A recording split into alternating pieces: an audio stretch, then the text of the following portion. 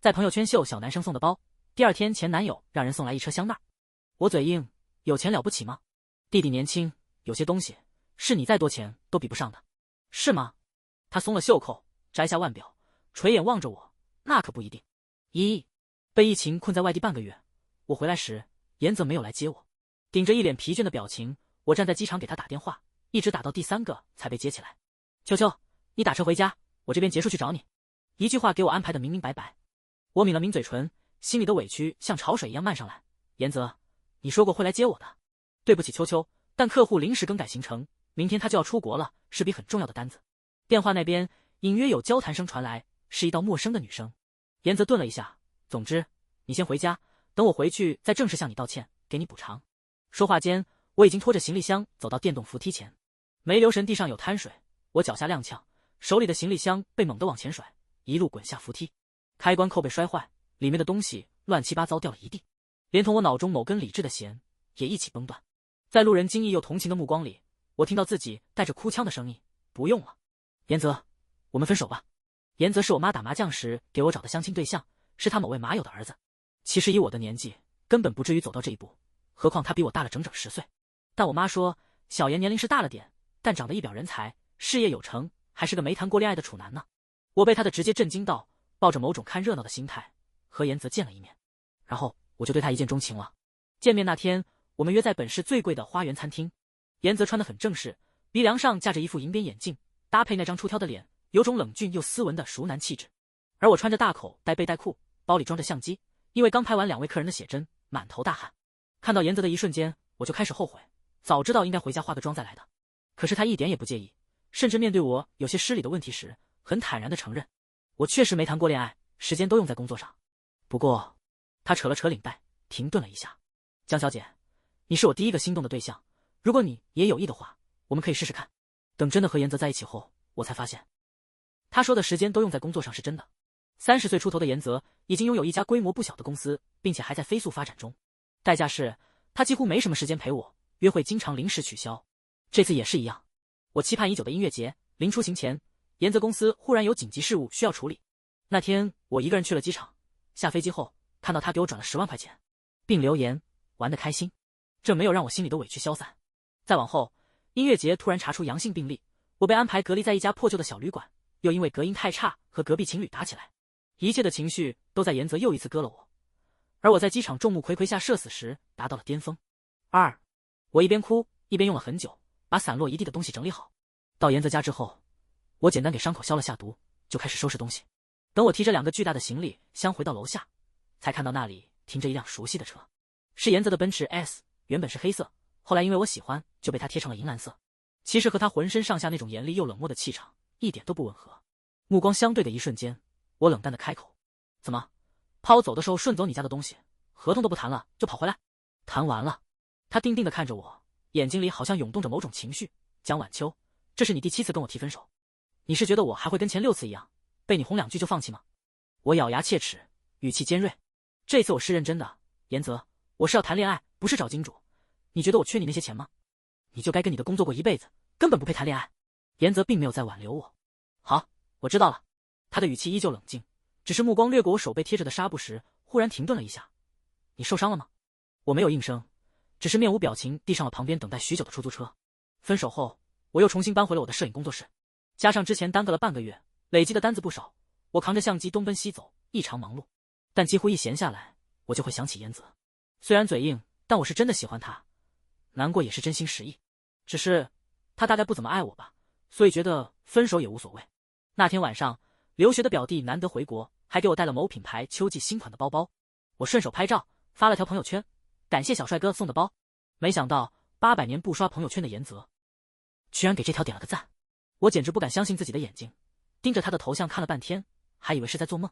结果第2天工作室就收到了一个巨大的快递箱，打开里面放着7、8个款式各异的用防尘袋包着的香奈，仿佛菜市场门口批发回来的。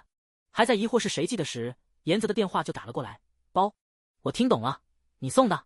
是。他好像又在处理什么工作，停顿了好一会儿才问，你喜欢吗？我嘴硬，你有病吗？严泽，有钱了不起吗？别忘了你都老大不小了，弟弟年轻，有些东西是你再多钱都比不上的。这一次他久久的沉默了。过了很长时间，严泽冰冷严肃的声音才又一次响起，带着轻微怒气：“江晚秋，我们才分手1星期。”不等我说话，电话就被挂了。我握着手机怔了好一会儿，才反应过来他在说什么。严泽不是我的初恋，但某些方面却是跟我最合拍的一个。他不怎么上网冲浪，很多年轻人的梗都 get 不到，经常是我讲完一个段子，自己大笑了半天，才看到他眼睛里的疑惑。我生气又尴尬，不好笑吗？不是我的问题。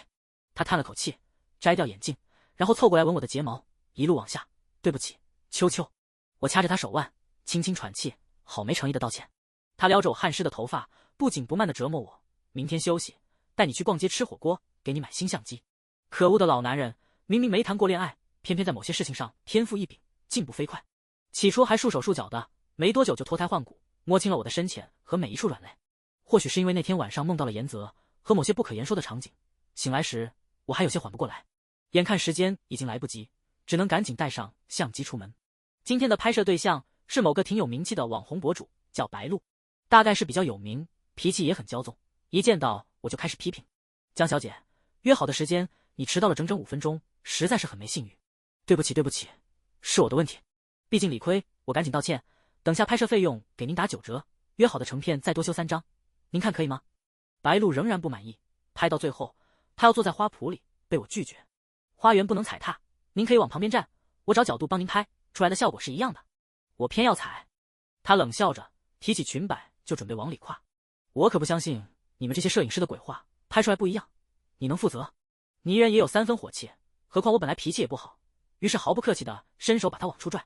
他失去平衡，跌坐在地上，雪白的裙摆被积水染脏。白鹿尖叫一声，爬起来就去拿手机。你等着，你等着，我要找我男朋友教训你。好啊，你叫，我等着。我抱着相机等在原地，顺手给路上的表弟发了个消息，让他快点来接我。这时一辆银蓝色的奔驰 S 驶过来，停在旁边。车门打开，走下一道熟悉的身影，严泽。不可否认的是，等看清那张神情冷峻的脸，我心头忍不住振奋了一下。本以为他是路过，看到我才停了车，我还觉得他对我是不是余情未了。一旁的白鹿却眼睛一亮，就奔了过去。阿泽，就是他欺负我，你要替我教训他。3。一瞬间我愣在原地，只觉得心头刚才那一瞬间的惊喜异常难堪，又不免庆幸，要是刚才早开口几秒，我大概会变成这个世界上最丢脸的人。严泽听到他的声音，眉头蹙了一下，躲开他准备挽上去的手。怎么回事？白鹿回头指了指我，不知道低声和他说了些什么。严泽看了我一眼，对他说：“我来解决。你等下还有活动，先走吧。”白鹿娇滴滴地说：“可是你不送我吗？阿泽，你能不能正常说话？”严泽皱了皱眉：“我等下也有事，你自己打车走。”我抱着相机站在旁边，欣赏完这一整场大戏，直到严泽走到我面前，才扯出个冷笑：“你好，准备怎么教训我？前男友？”他目光幽邃地望着我：“好久不见。”我心间蓦然一颤，准备好的满肚子阴阳怪气的话，一下子就都说不出来了。省省吧。短暂失神后，我终于又找回了自己的声音。严泽，我们已经分手了，而且你也这么迅速地找到了新女朋友，还在我面前装什么旧情难忘？什么新女朋友？他问完这一句，我还没来得及回答，身后就传来急刹车的声音，接着是表弟的声音：“姐，你别怕，我带姐夫来帮你了。”2道身影跑过来，拦在我身前，目光交错的一瞬间，我看到一张熟悉又陌生的脸，一时有些愣着。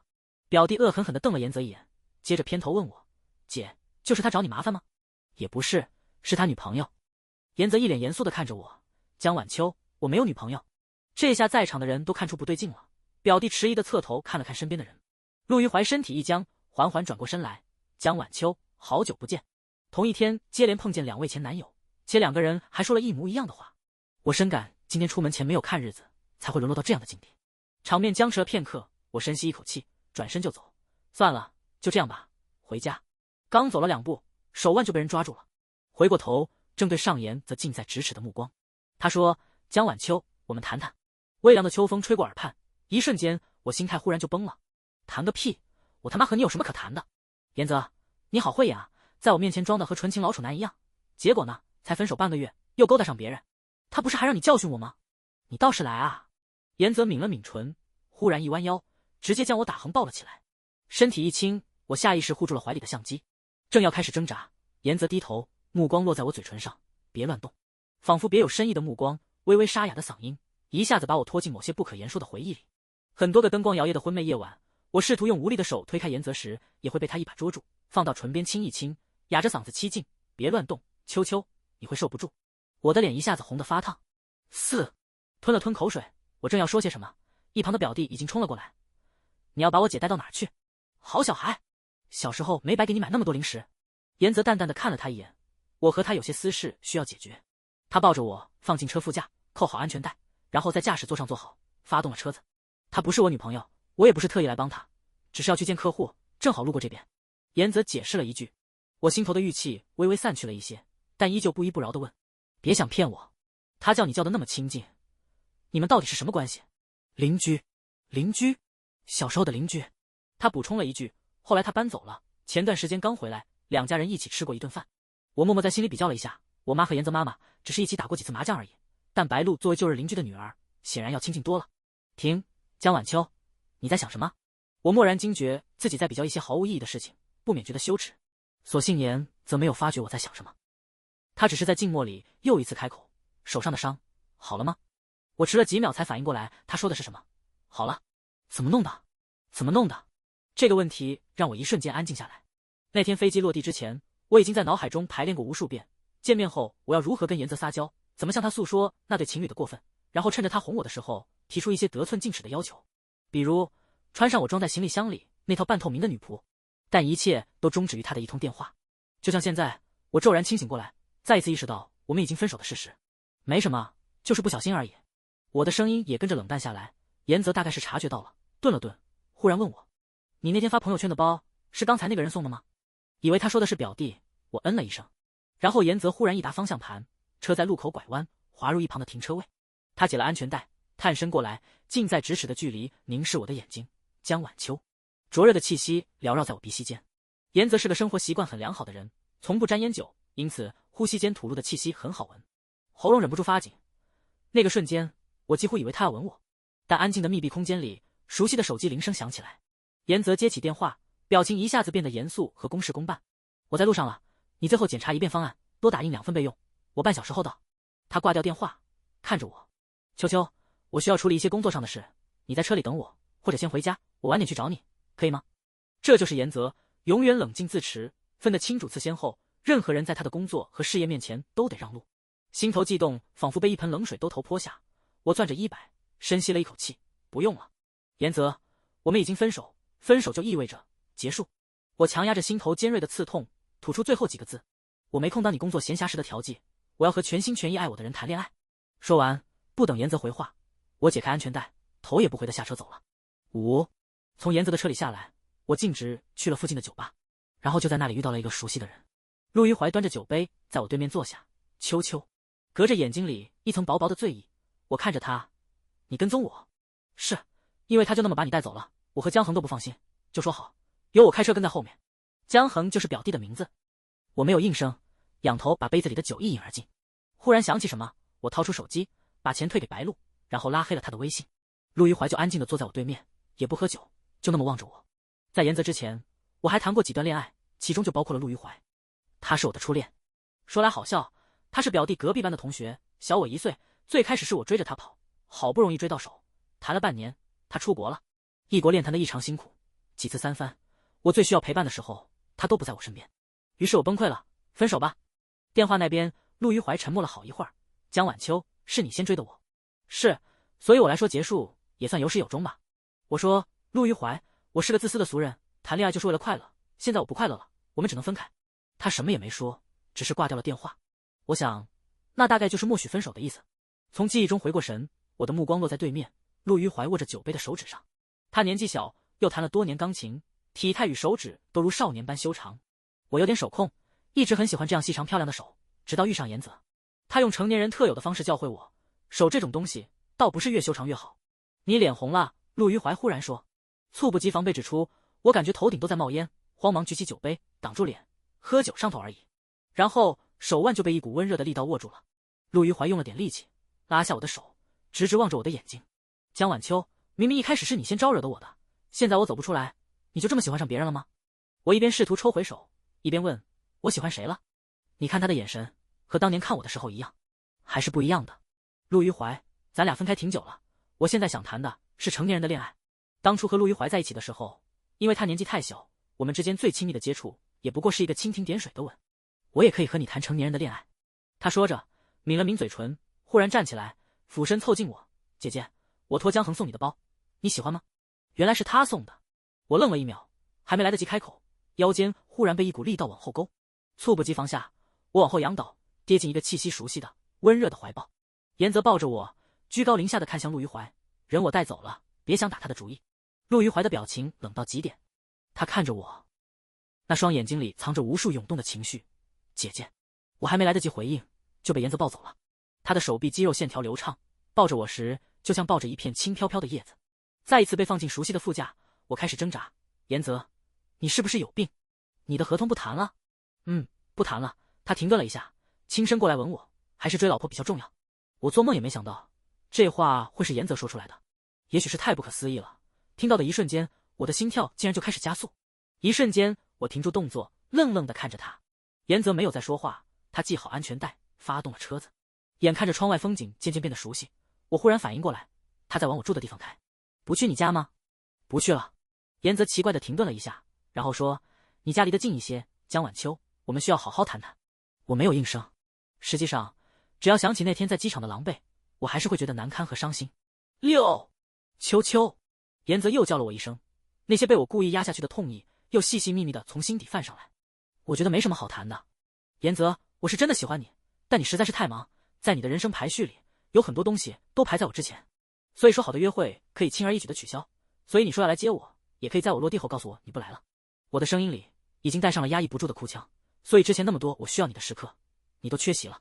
那天我在机场一边道歉，一边收拾自己的箱子的时候，就已经决定了，我这辈子都不会原谅你的，严泽。昏暗的车灯下，严泽望着我的眼睛，喉结动了动，然后一把抱住我。对不起，秋秋。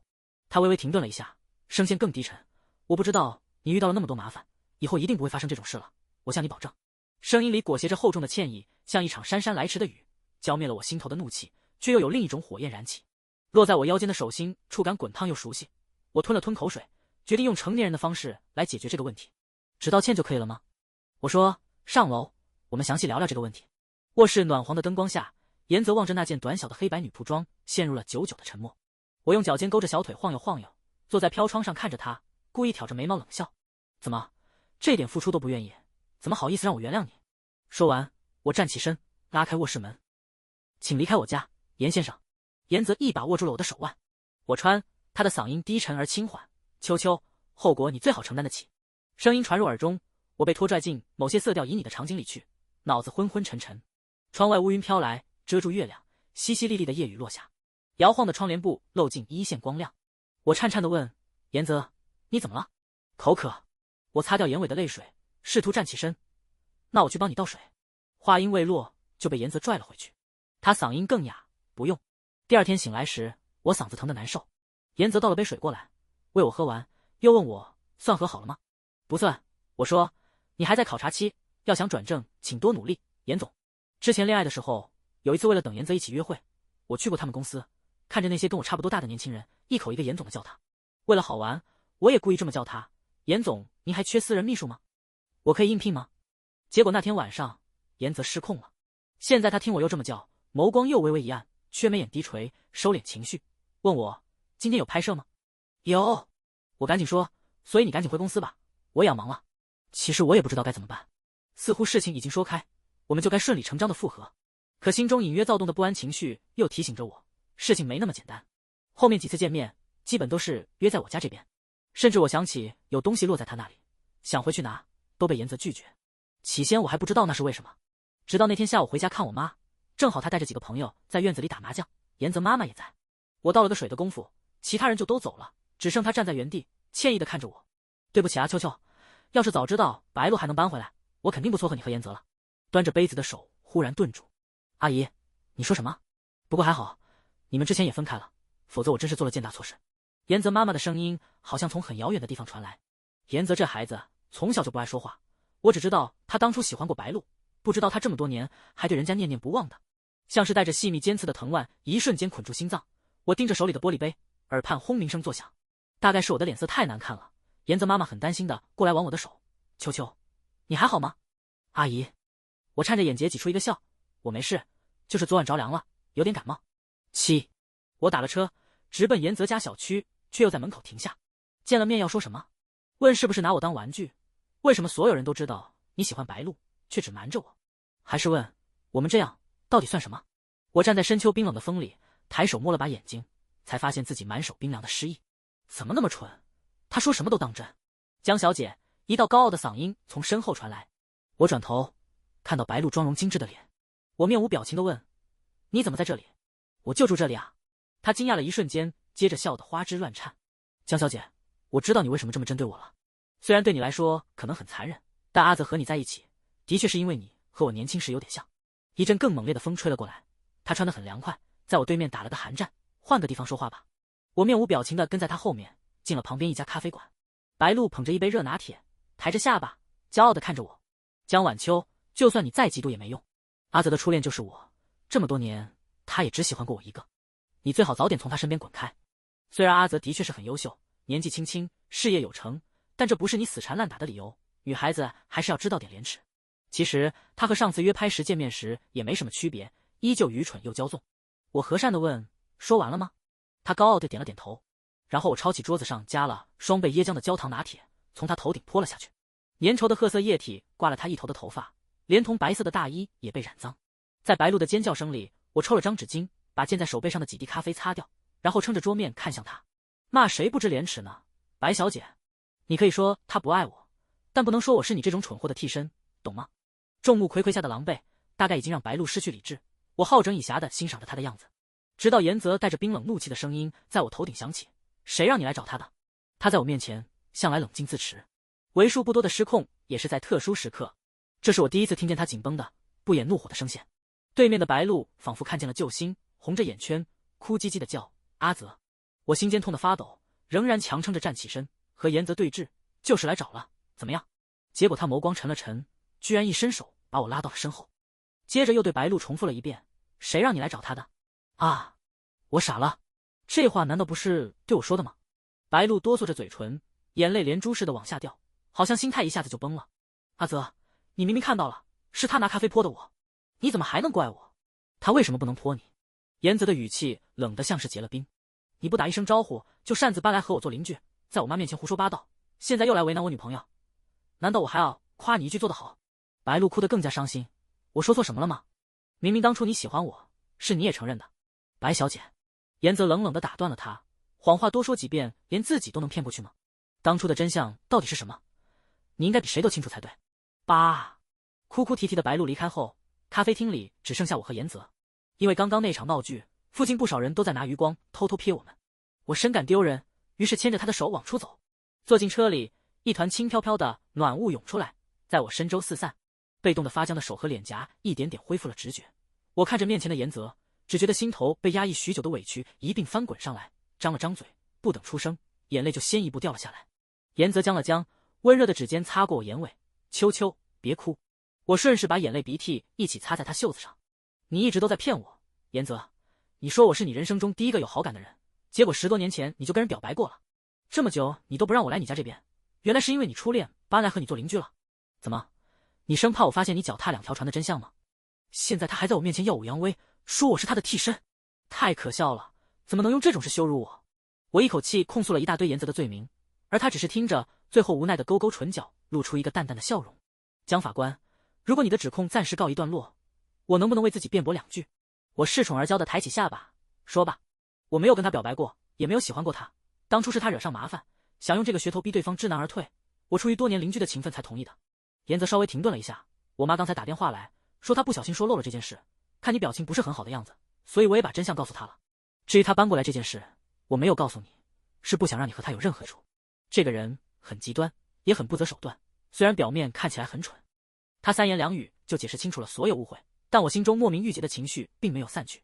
沉默片刻，我闷声说：但我还是不高兴，严泽。他很有耐心，低声哄我：为什么？我答不上来，心里乱七八糟的情绪融化成一团，把我的全部理智都包裹住了。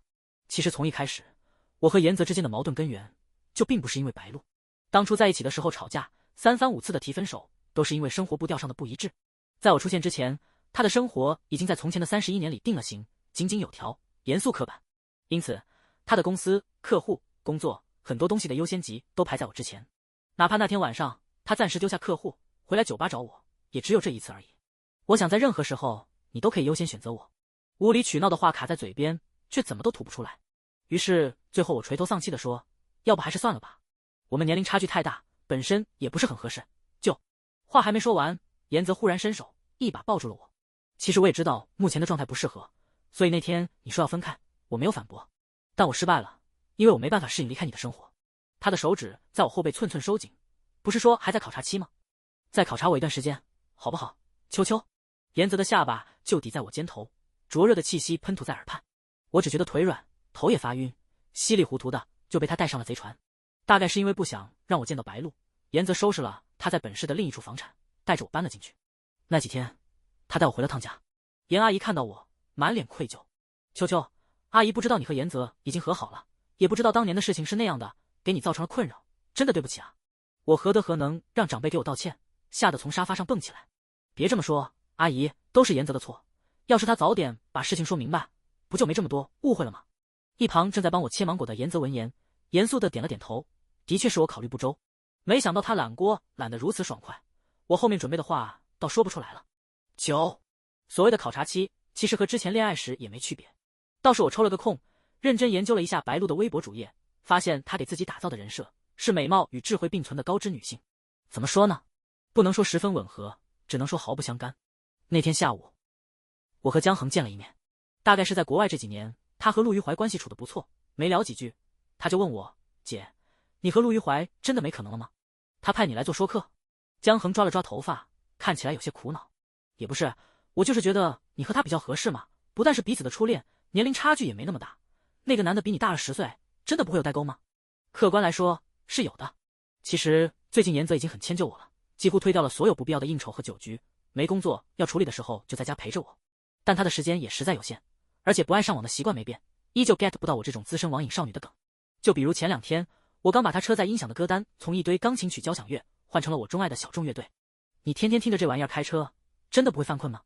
严泽竟然真的思考了一下，然后说，不会，一个人待着的时候我需要安静点。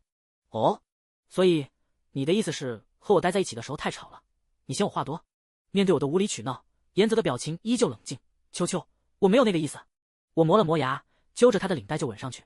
那你什么意思？倒是展开说说。好在我只走神了一会儿，就被江恒的声音拽回现实。姐。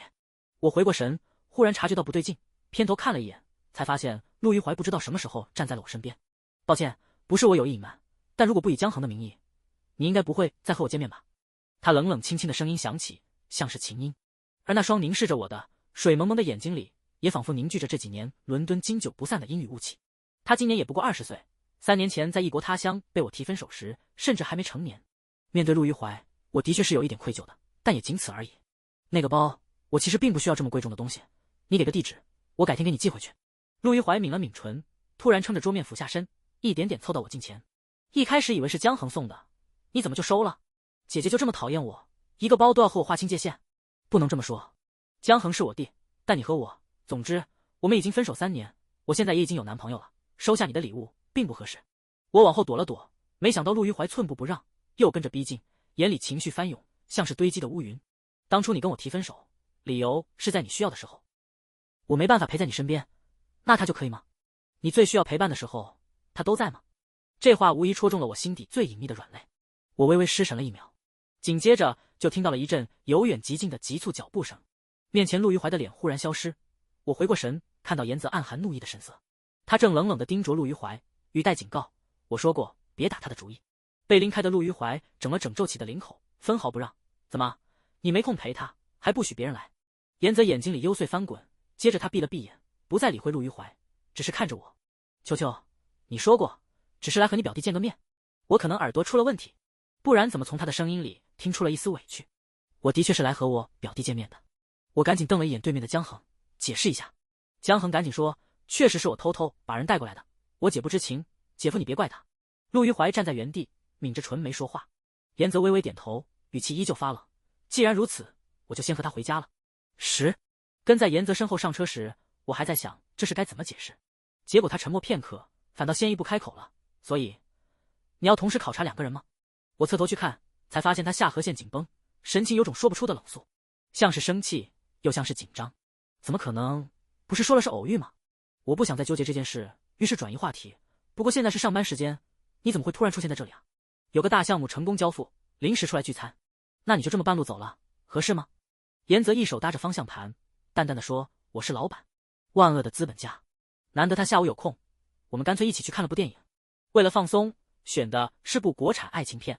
结果好死不死，剧情正好是女主和初恋分手多年后再遇，几番纠葛后选择和现在的男朋友分手，投入初恋怀抱的故事。救命啊！”哪怕身边的严泽没有说话，我也能感受到他身上的气场更加冷凝。回家后，我刚按下客厅灯的开关，严泽的吻已经在从暗到明的光亮交错中落了下来。我没站稳，下意识往后倒，他一手就伸过来，很体贴的垫在了我脑后。我颤颤巍巍的解释：“我发誓，这电影真的是我随便选的。”他离开我嘴唇，微微退开一点：“秋秋，我的确不太懂年轻人的偏好。”语气好像有点落寞。我很想安慰他，有些话不假思索脱口而出：“年龄问题嘛，毕竟是年过30的老男人了，这也不能怪你。”然后气氛顿时死寂。我看着面前严泽，那双漆黑的眼睛里冒出星星点点危险的寒光，张了张嘴，却什么都没说出来。年龄问题，他一字一句的缓慢重复完，盯着我的眼睛，忽然扯着唇角笑了一下：“秋秋，你还记得之前吵架的时候，你打电话跟我说过什么吗？”我吞了吞口水，试图蒙混过关：“不记得了。”没关系，我帮你回忆。他牵着我的手，引我指尖共舞，直到我仰面躺在沙发上，又被灯光刺得眯起眼睛。严泽甚至很贴心的去把灯光调成了温吞的暖黄色。那天在电话里嘴硬说过的话闪过脑海：“别忘了，你都老大不小了，弟弟年轻，有些东西是你再多钱都比不上的。”光线再暗下来几分，严泽站在沙发前，居高临下的看着我，目光不移开，却又慢条斯理的松了袖扣，摘下腕表，垂眼望着我，轻轻的笑：“那可不一定。11，色令智昏啊，色令智昏。”第二天我睡到中午才醒来，拖着酸软的身体去了工作室，然后痛定思痛，决定认真工作一段时间。看了看备忘录里接下来几天的拍摄计划，我预备再接几单，于是打开微博。下一秒，铺天盖地的私信消息涌了进来，随便点开一条，都是不堪入目的辱骂。耳畔仿佛有轰鸣声响起，我深吸了好几口气，尽量让自己冷静下来。一连点了10几个人的私信网暴，我终于弄懂了。白鹿写了篇言辞悲戚的小作文，把我挂在了他微博主页。在他的叙述中，我是拆散他和严泽这对重逢的有情人的恶毒女配，嚣张跋扈到极点。身为前女友，因为嫉妒，拍照时故意找茬，还找他示威泼咖啡。也有他们曾经的高中同学出来证明，严泽的确喜欢过白鹿。在那条微博里，白鹿还贴上了那天在咖啡馆的一小段监控视频，恰好就是我把咖啡泼了他满头的那一幕，颠倒黑白。可我要怎么反驳？他是个小有名气的网红，粉丝数目众多，又很好的把握住了网络痛点，占了先机。就这一会儿功夫，那些骂我的私信数目还在激增，随便点开一条，脏话触目惊心。我气血翻涌，大脑嗡嗡作响，不想再看，匆匆忙忙关掉微博。门铃被按响，是个陌生快递，拆开来，里面放着一只骨灰盒，还有一张纸条：“小三去死。”我手一抖，盒子掉在地上，摔裂开来。那个瞬间，我忽然就明白了严泽说白鹿的那句话。他说这个人很极端，也很不择手段，虽然表面看起来很蠢，这种利用网络舆论诛杀情敌的手段，哪里是一个看起来骄纵的蠢人用得出来的？我蜷缩在沙发上，咬着嘴唇给严泽打电话。他接得很快：“秋秋。”熟悉的、正经又微微沙哑的声线，一瞬间把我强撑出来那点零星的冷静击溃。我开始嗷嗷大哭，声音里带着抽噎，断断续续：“严泽，你都不上网，你知不知道白鹿做了什么？我就是和你谈个恋爱，为什么要承担这一切？我后悔了，后悔和你在一起了，还不行吗？从很小的时候起，我妈就宠着我，没让我受过一点委屈。后来谈恋爱了，也是如此。谁让我不开心了，大不了就分手。和严泽在一起这段时间，我已经生了很多之前从没生过的气，而这场由白鹿一手引导的网暴，成了压垮我的最后一根稻草。”电话挂断，我把头埋在膝盖之间，专心致志的哭。不知道过了多久，一股温热的力道环住手腕，下一秒，我就被拽进一个尚且带着深秋料峭寒意的怀抱里。严泽紧紧抱着我，手一下一下抚弄着我的发顶，像是在安慰，语气也刻意放得低沉又温柔：“秋秋，别哭，我来解决。”“你要怎么解决？”我问。“你能阻止这群人私信骂我，还是能阻止他的极端粉丝给我寄骨灰盒？”严泽抿了抿唇，眼睛里都是歉疚。当着我的面，他拿出手机拨通电话，那边传来白鹿娇娇的声音：“阿泽，想我了吗？”仿佛什么都没发生一样，泰然自若的语气。严泽冷冷地说：“别装模作样的了，你引导粉丝网暴我女朋友，捏造事实，必须澄清谣言，然后跟她道歉。哎呀，你都不上网，工作又这么忙，就这么一点小事，他还要跟你告状吗？”12，我气得肺都要炸了，正要抢过手机开骂，严泽就按住我的脑袋，一边顺毛安抚我，一边继续说：“当初那件事，你应该比任何人都清楚是为什么。如果你不道歉，我会把真相事无巨细地公布出来。”气氛一瞬间凝固。片刻后，白鹿哀怨的声音响起：“阿泽，你明明答应过永远替我保守秘密，那是在你没有惹到我的前提下。”严泽说：“你很清楚，我不是什么善良的好人。”白鹿哭得梨花带雨：“阿泽，我们青梅竹马这么多年，你真的要这么狠心对我吗？我不相信，你对我一点情分都没有。”严泽失去耐心，挂断了电话，然后又拨通一个号码：“我需要处理一点网络舆论上的事，杨敏，半小时内出个方案给我。”一道年轻的女生在那边大呼小叫：“不是吧，严总，咱们公司被人黑了？这能忍？起着别睡了，起来干活。”“是私事。”严泽顿了顿，“事关你们老板娘。”然后他当着我的面注册了一个新的账号，发布了人生中第一条微博。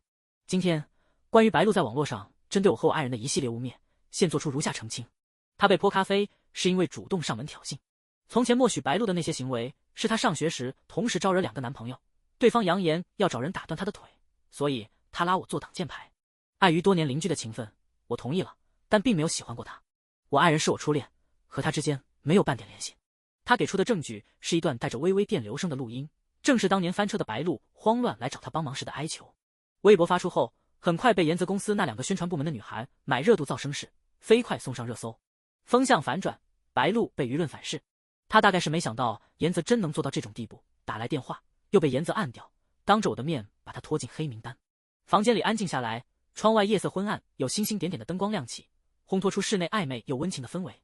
我看着严泽的眼睛，只觉得心里又酸又甜，眼眶又胀得难受。我爱人，你的用词好老土。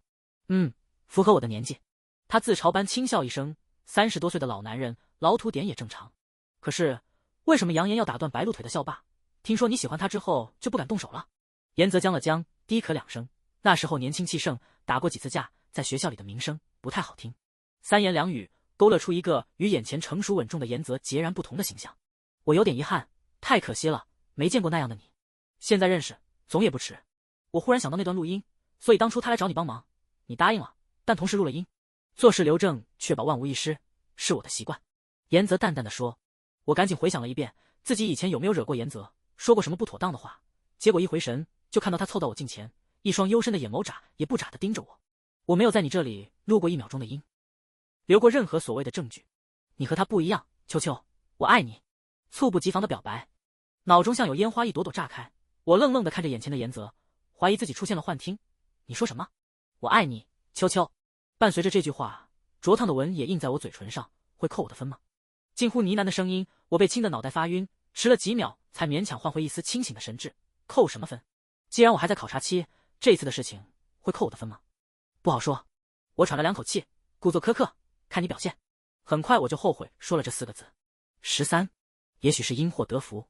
这一场舆论过后，我的个人摄影工作室的名头反而打了出去，来找我约拍的人一下多了好几倍，付了定金的单子已经排到2个月之后。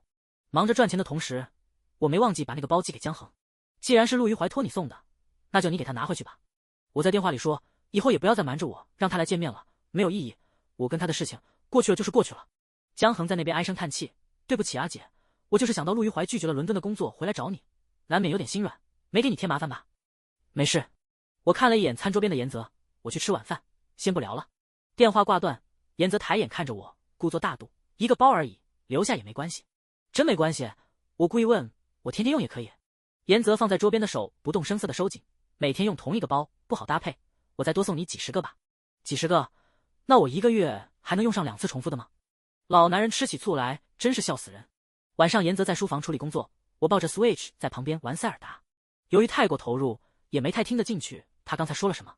直到严泽走到我面前，摘下那副处理工作时才会戴的银边眼镜，撑着扶手俯下身来，玩得这么专注，都不听我说话。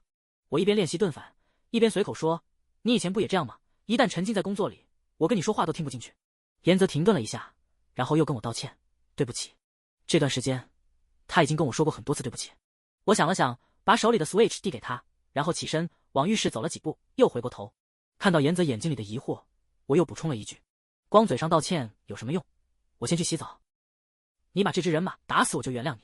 接下来的日子里，原本就工作忙碌的严泽生活更加充实了。我甚至看到因为上次白鹿那件事加了微信好友的杨敏发了条朋友圈，真是活见鬼了。下午去老板办公室送终审方案，看到连微博都不刷的他在查游戏攻略，30秒无伤打人马教学。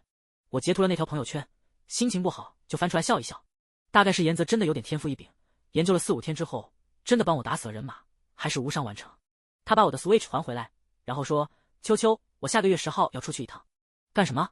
去上海谈融资的事。他郑重其事地说：“我的公司应该快要上市了。”我很为严泽高兴，他却满目歉意：“10号是你的22岁生日。”哦，不过也没关系。这句话倒是真心实意，在我们家，生日一般都是过农历，因为单子排得很满，哪怕是生日这天也不能休息。不过想想是为了赚钱，我动力十足。有个早就跟我约了时间的小妹妹，说要拍一组工业颓废风的写真，几番协商，敲定了市郊一家废弃多年的工厂。到了那天早上，我专门提醒了她一句，要带好假血浆，然后才过去和严泽一起吃早饭。他是中午的飞机，等下就要出发去机场。我正在啃三明治，一抬眼就看到严泽坐在对面，目不转睛地看着我。干什么？我在想，晚去1天也没关系，还是陪你过完生日吧。我大感意外，有点恋爱脑了哈。严总，你以前不是这样的。放在过去，什么生日纪念日的，在你的公司面前都得往后靠。以前的我不识抬举。严泽轻轻叹了口气，合同丢了可以再谈，喜欢的人跑了就是真的跑了。话虽这么说，我还是几口吃完早饭，收拾了相机和镜头。真的不用，我等下也有拍摄呢。你还是好好去谈你的合作，早去早回。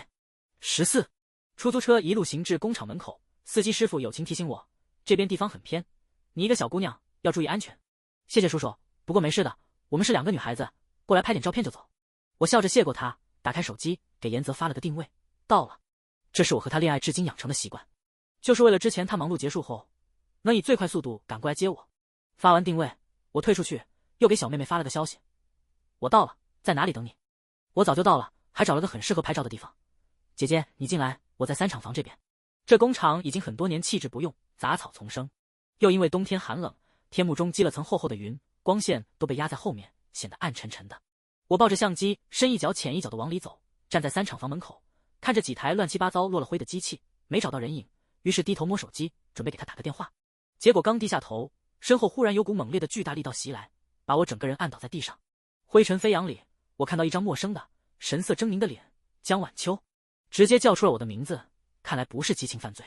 一瞬间我什么都懂了，提前2个月的约单，伪装女性的身份，又用特殊的拍摄要求，不动声色把我引到这种僻静荒凉的地方。他想要什么？钱吗？我掐着手心，努力让自己镇定下来。你想要什么？我劝你别冲动，来的时候我已经给我男朋友发过定位，他很快就会来接我。男人不客气的冷笑，你男朋友去外地出差，现在恐怕都登机了。我会仔仔细细的拍一遍照片，如果你不怕散播的全网都是，只管报警。他说着用力扯下了我的短羽绒外套。我尖叫一声，白鹿让你来的，这是违法犯罪。他疯了吗？他的人生和事业都被你毁了，你觉得他还会在乎这个？他一边说，手一边继续撕扯。薄毛衫不堪重负，很快也被强行脱下来，露出里面的白衬衫。冰冷的风吹过来，灰尘堵住鼻息，我拼了命的想挣扎，疯狂尖叫，但终究因为体型的差距只是徒劳。几乎快要绝望的时候，在我身上作乱的手忽然一顿，然后传来重物倒地的声音。我睁开眼睛，隔着一层朦胧的眼泪，看到严泽的脸。那一瞬间，我几乎以为是幻觉。他丢下手里生锈的铁质扳手，急促地喘了2口气，然后一把将我从地上抱了起来。那双一贯冷静的眼睛里怒意燃烧，火星四溅。我抖了抖身体，哇的一声哭了出来。严泽，你怎么会来这里啊？想见你。他拨开我凌乱的头发，凝视我的眼睛，所以跟合作方那边说了一下，明早再过去。还好我没去，秋秋，还好我来了。声音里满是劫后余生的后怕。那落在我颊边的手指也在轻轻颤抖。把我抱进车里，打开暖风，严泽才告诉我，他想留下来陪我过生日，所以从去机场的路上中途折返，到门口发现我电话打不通，察觉到不对劲就报了警，然后拎着扳手进去找我。我缩在他怀里，情绪渐渐平静下来。是白鹿。环抱我的力道越发收紧，严泽的声音冷极，我知道了。几乎是话音降落，车窗外就传来由远及近的警笛声。被严泽打晕的男人被带走，清醒后对他的罪行供认不讳，也承认了是出自白鹿的指使。白鹿被抓来时，看我的眼神里带着令人心惊的怨恨。都是因为你，因为你，我的商业价值掉成负数，已经接到的推广也全没了，我的事业全毁了，凭什么你还能过得这么好？我被他极端又疯狂的神情吓了一跳，往后退了一步，定了定神，才冷笑道：“你可不可笑啊，白小姐！上次那件事明明是你先作妖，怎么现在摆出一副受害者的样子？怎么，只许你害别人，别人不能回击？”严泽把我护在身后，冷冷的看着他。证据是我拿的，微博是我发的，你有什么事怎么不敢冲我来？你早就成年了，犯了罪，法律会让你付出代价。白露嘴唇翕动着，一句话也说不出来。